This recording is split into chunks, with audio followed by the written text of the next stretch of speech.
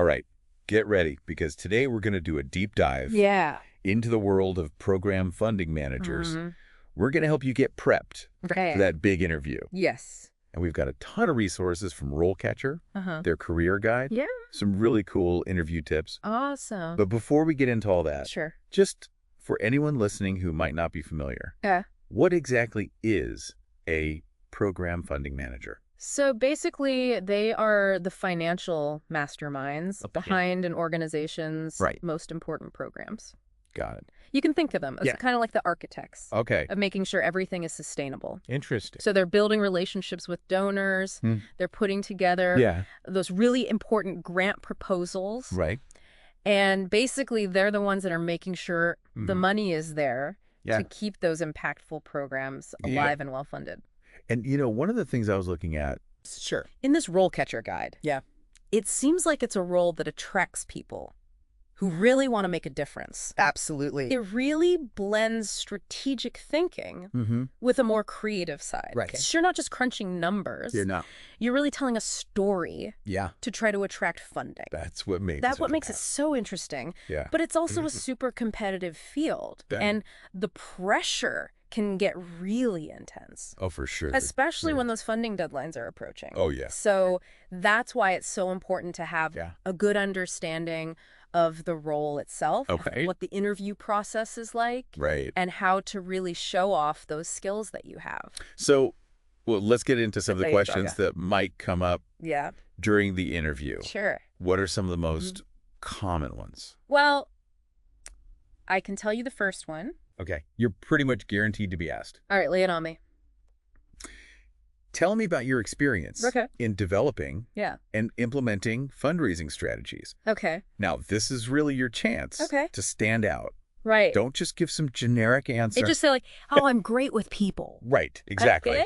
Or I'm good at fundraising. I'm a people person. Yeah, you got to use specific examples from your past roles. Give me an example. So instead of saying, you know, I'm good at reaching out to donors. Right. You could talk about a specific time when you put in place a new strategy for donor engagement. Right. And maybe that resulted in a 15% increase in donations. Right, like show the impact. Exactly. Yeah. Exactly. Yeah. You got to show them that you can turn strategy into actual results. I got it. And be ready for those follow-up questions. Like what? They might dig a little deeper into a specific campaign. Okay. What were some of the challenges you faced? Or how did you have to adapt your approach? So have those stories ready. Exactly. Have them ready to go. Now, RoleCatcher's AI can actually be a big help with this, right? Absolutely. It's like having a personal interview coach. Okay. You can actually put in the job description. Oh, wow. And practice your answer. And the AI will analyze it. Oh, cool. It'll highlight areas where you can improve. Okay. And it can even give you feedback on how you're delivering your answers. That's really cool. Yeah. It takes the guesswork out of it. It does. Okay, so what's another question? Another common question is how do you measure the success of a fundraising campaign? Okay. Now, a lot of people just focus on how much money was raised. Right, like hitting that target. Right, exactly. Did you get the money or not? Exactly. But it's more than that, right? Way more than that. Okay. So you want to think about how many new donors you got, how engaged people were, even donor retention. Okay. These are all really important indicators that show that you understand the long-term value of building relationships. Makes sense. And this actually ties back to what we were talking about earlier. Yeah. The whole landscape of fundraising is changing. Okay. It's not just about these one-off donations anymore. It's about cultivating these lasting partnerships.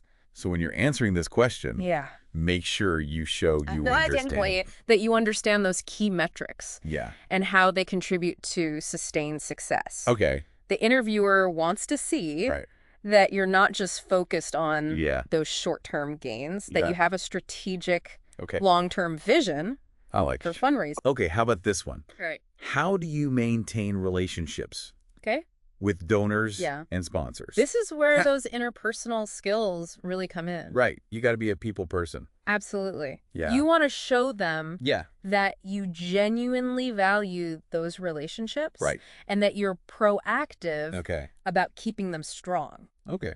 Again, don't just give some generic answer like I send out regular emails. Right. You want to give them specific examples of how you personalize communication. Right. How you go the extra mile to show your appreciation. Got it. Or how you've built rapport. You know, this reminds me of something I was reading in the RoleCatcher Career Guide. Okay. It talked about the importance of understanding what motivates donors. Absolutely. So it's not just about, like, getting the money. Right. It's about really connecting with people. It is. It's about understanding their passions. Yeah. Successful program funding managers, they know that it's not just about asking for money. Right. It's about connecting with the donors on a deeper level and showing them how their contributions are actually making a difference. Right. Okay. So when you're answering this question, weave in some insights about donor psychology. Okay. Show them that you understand what makes people tick. Got it. What motivates them to give. And how to build those long-term relationships. Makes sense. Now, let's move on to a question that often throws people off a little bit. Okay, what's that? Can you tell me about a time when you had to pivot your fundraising strategies due to unforeseen circumstances? Oh, okay. Now, they're not looking for perfection here. Oh, okay. They want to see how you handle challenges and how you adapt to change. Okay. Everyone's had those moments, right? Oh, yeah. For sure. Maybe a funding source falls through. Right. Or a campaign doesn't meet expectations. Happens all the time. Right. Yeah. Or maybe even like a global event throws a wrench in your plans. Right. Like a pandemic. Exactly. Yeah. So think of a specific situation. Yeah. Walk them through your thought process. All right. How did you assess the situation? Okay. What other options did you consider? Right. And how did you ultimately adjust your strategy? Got it. And don't be afraid to talk about what you learned from the experience. Good point. It shows that you're capable of growth. Right. And that you can turn setbacks into valuable lessons. Yeah. Okay. So honesty and resilience are key here. Okay. So what's next? This next question was all about showcasing your expertise. Okay. Can you tell me about your experience in grant writing and management? All right, so this is where you really dive into the nuts and bolts. Okay. Be prepared to talk about your process from researching opportunities to crafting a really compelling story, managing budgets, even navigating all those sometimes complex reporting requirements. And if you have... certifications or training in grant writing, definitely mention those. Okay. It shows you're committed to professional development. Right. And that you have the skills to back it up. Yeah.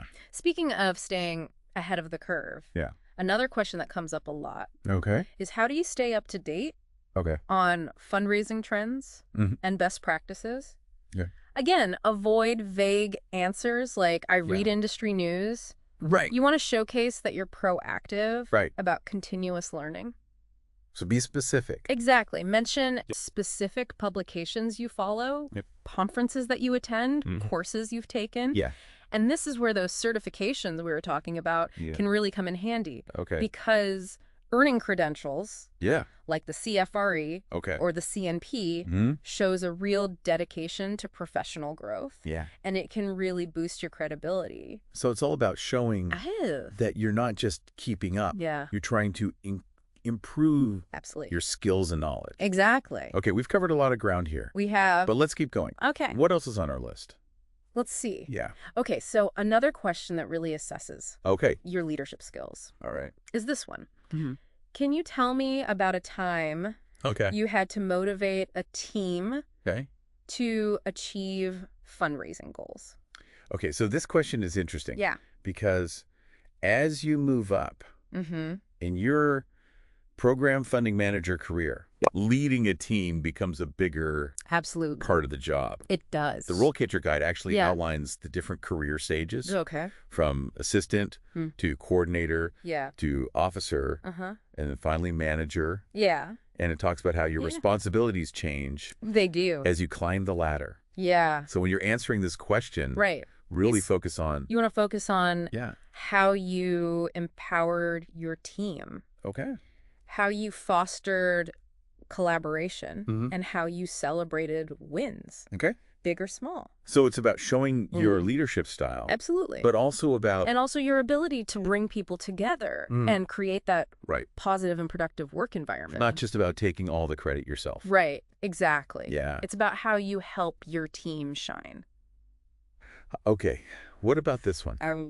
Could you tell me about your experience in developing budgets for fundraising campaigns? Okay. Now, budgets can sound a bit dry. They can. But this is really where you get to show off your financial savvy. Yeah, you got to go beyond just saying, I'm good with numbers. Right, right. So think about the different categories you typically include in a fundraising budget. What? So you've got your marketing and outreach expenses, event costs, if you're hosting any events, staff time, and any technology or software subscriptions that you might be using. You know, one thing I've always wondered is how program funding managers balance all those competing priorities. It's a lot. You're juggling multiple campaigns. Yeah. You've got deadlines. Absolutely. Donor relationships. Yeah. It's a lot to keep track of. It's a lot. It is. Yeah. Which actually leads us perfectly to our next question. Right. What is it? How do you prioritize and manage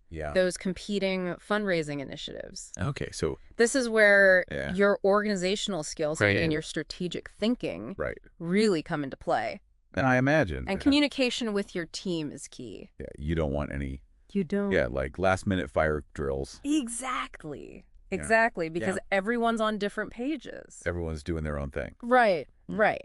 Okay. Okay. So you want to show them that you can delegate tasks effectively. Okay. Set realistic deadlines and keep those communication channels open to make sure everything's running smoothly. So we've covered a ton of interview questions. A lot of questions. Yeah. Common questions. And you've given us some really great advice. Hopefully it's helpful. Yeah, on how to approach them. But before we wrap up. This whole deep dive, I think we should revisit RoleCatcher's AI. Absolutely. Because it's a really powerful tool. It is. It's not just about... It's not just about analyzing job descriptions and highlighting missing skills. Right. You can actually use it to practice your answers and get feedback on how you're delivering them. It's like having a coach.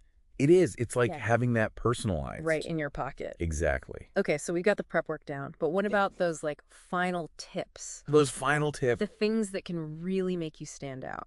Okay, well, one thing that's often overlooked. All right, tell me. Is researching the organization. And the people you're going to be interviewing with. Okay. It's not about being creepy. Yeah. It's about showing you're genuinely interested. Right. And that you take initiative. Like a little LinkedIn sleuthing. Exactly. A little LinkedIn sleuthing. Yeah. Never hurts. It never hurts. Take a look at their background, their career path. Okay. Maybe you'll even see some shared connections or common interests. Yeah, good point. And that can give you some really valuable talking points. Okay. And it shows the interviewer that you've gone the extra mile to prepare. And it can help you tailor. Absolutely. Your answers to their specific areas of expertise. So, for example, if you see that the interviewer has a strong background in grant writing, you're going to want to highlight your experience in that area. Okay, now let's talk about those tricky behavioral questions. Those behavioral questions. Yeah. Tell me about a time when questions. Yeah, those can be tough. They can be a little nerve-wracking. Yeah. But the STAR method is your best friend here. What's the STAR method? So STAR stands for situation, task, action, and result. Okay. So you start. So you're basically telling a story. You're telling a story. You're describing the situation or the context. Okay. Then you explain the task you were responsible for. You detail the actions you took, and then finally you highlight the results or the outcome. Makes sense. So it's a really simple but effective way to structure your response. Okay. Make it clear and concise for the interviewer. And bring those stories to life. Oh, absolutely. Yeah. Show your enthusiasm. Let your passion shine through. That's what's going to... Yeah, that's what makes you... memorable. Make you memorable. Yeah.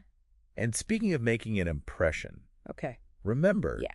An interview is a two-way street. Oh, right. It's a chance for you to figure out if the organization is the right fit for you. Right. Good point. So don't be afraid to ask your own questions. Yes. Ask questions. Ask thoughtful questions. What kind of questions? So go beyond the basics. Like, what's the company culture like? Right. Ask about their professional development opportunities. Okay. Ask about their approach to work-life balance. Okay. You can even ask about their funding priorities. Okay. For the next year. You could even ask about their... You could ask the interviewer about their own experience. Yeah, good idea. At the organization. Okay. And what they find most rewarding. That's a great way to... Right. Yeah, build that rapport. Build rapport. Yeah. Now, let's talk about something that often makes people... What's that? A little uncomfortable. Right, let's hear it. Salary negotiations. Okay. It can feel awkward to talk about money. It does. But it's an important part of the process. Oh, yeah, for sure. And you have the right to negotiate. Right. Don't be afraid to... Don't be afraid to advocate for yourself. Advocate for yourself. And your worth. Right. But how do you approach that? Right. Without seeming... Yeah, how do you approach it? Yeah, to push it. Without seeming pushy or demanding. Yeah. Well, it's all about finding that sweet spot. Okay. Being confident, but also respectful. Right. So... Before you even go into the interview, do your research.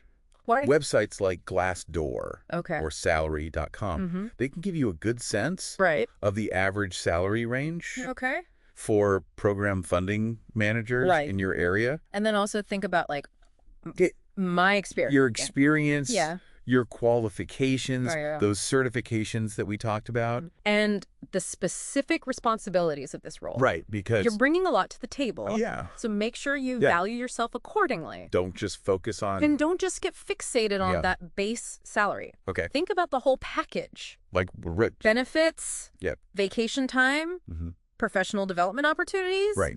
These can all add significant value. Okay, so... It's about knowing... It is your worth and being prepared to articulate it clearly and confidently. Okay, so we've covered a lot. Yeah, from those interview questions to negotiating salary. But before we wrap up... Sure. I want to go back to something we talked about before. Okay. The importance of continuous learning. Absolutely.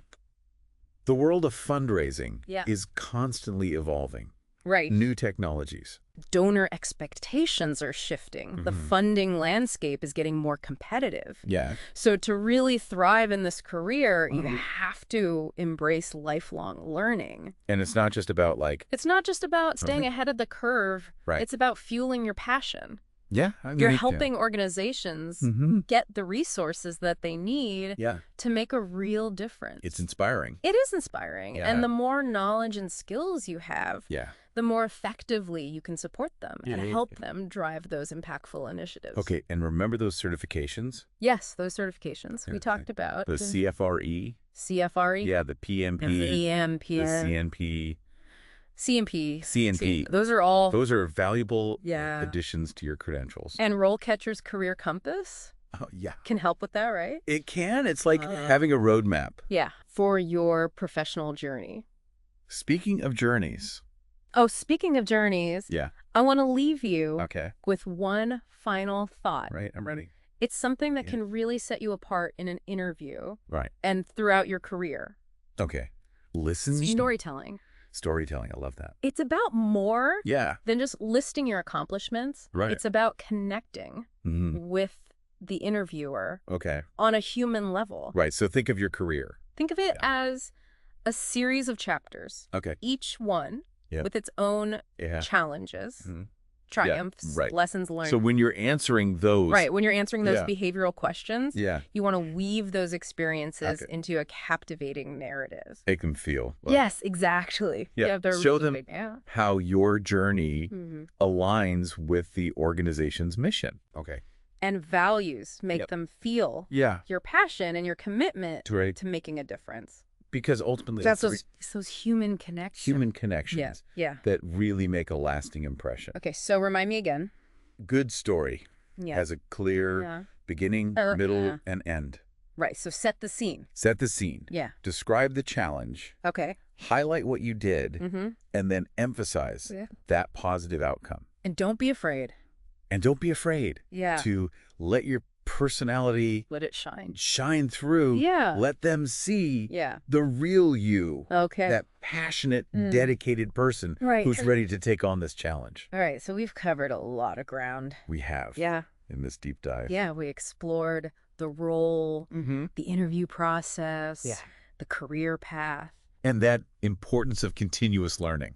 It's so important. Yeah. So you've got the insights, the tools, and hopefully a renewed sense of excitement. Yeah, for this field. So this incredible field. So go out there. Go get them. Ace that interview. Yes. And make a difference. Make a difference. As a program funding manager. Absolutely. And don't forget. Don't forget. To check out those RoleCatcher resources. Those resources. They're a treasure trove they are of information. Best of luck on your journey. We know you've got this.